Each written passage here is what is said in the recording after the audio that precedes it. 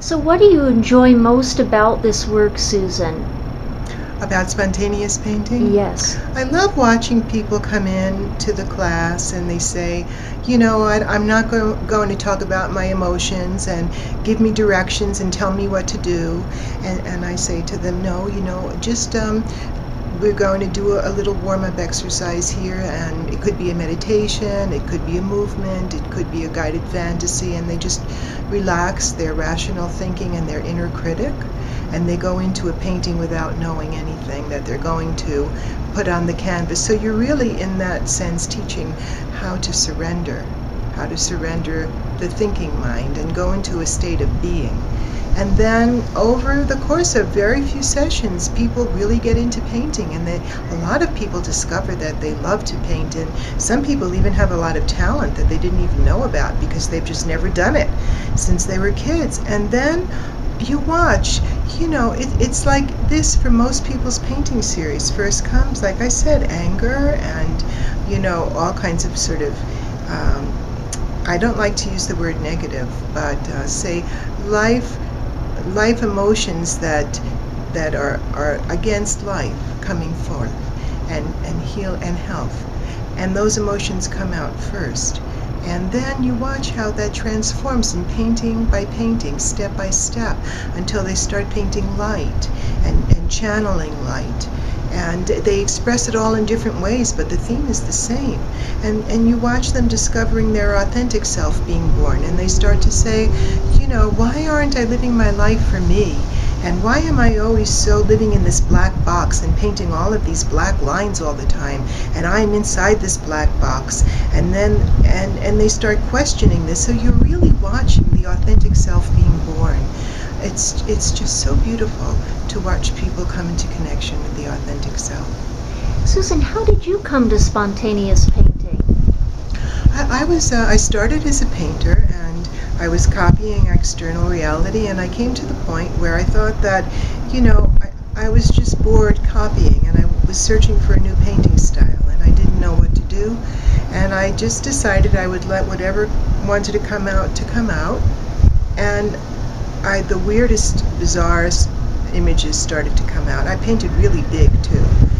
And so I didn't understand what all of these paintings meant, and I started studying Jung and symbols, and that led me into a doctoral program to understand the deeper meaning of symbols through my own paintings, to try to understand my own unconscious and that journey. And that, the symbols really direct our destiny. They're such a strong energy. When you connect to the creative drive and you're working, with this powerful force of the creative drive, that's the force of life. And it's very strong, and it really it can direct your life. And so I started researching all of these things, but at the time that I was doing it in 1988, I was living in Brazil, and nobody was really doing this.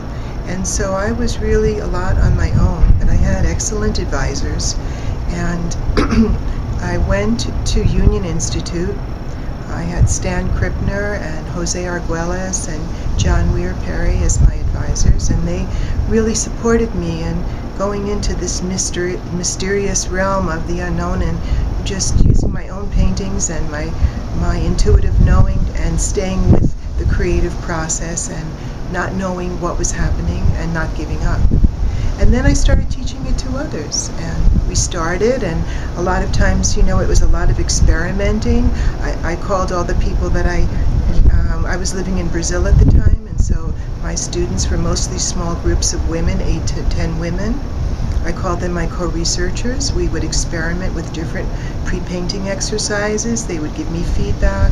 We would watch different symbols coming out of their paintings, and notice that some symbols, had the life forward movement in them. They were like yellow swirling circles. They were different than other images. And one woman said, yeah, we should call this the new nucleus.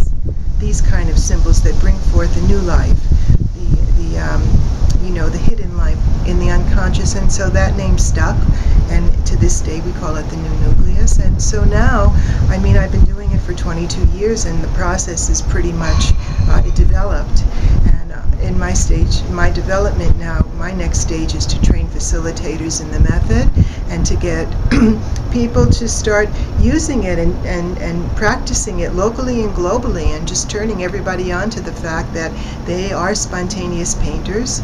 And I think that we could really affect consciousness this way. And people, this is like something really new, and people just haven't understood yet that this is such a practical, innate, and reliable method to get everybody involved.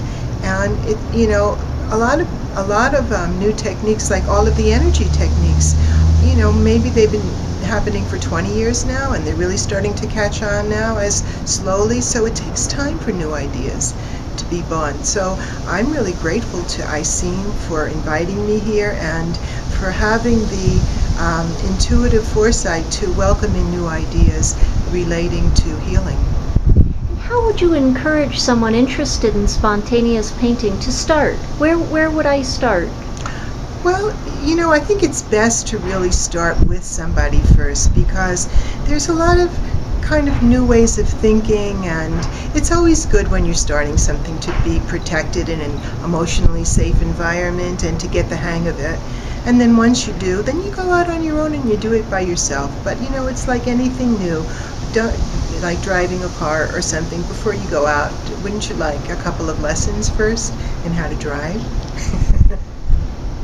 So they would call you, they could contact you and your facilitators. Oh yeah, they could contact me at my website, www.spontaneouspainting.com, and on the website my email address, susanbello@gmail.com, is there, and different ways that they could get in touch with me. Yeah. Thank you.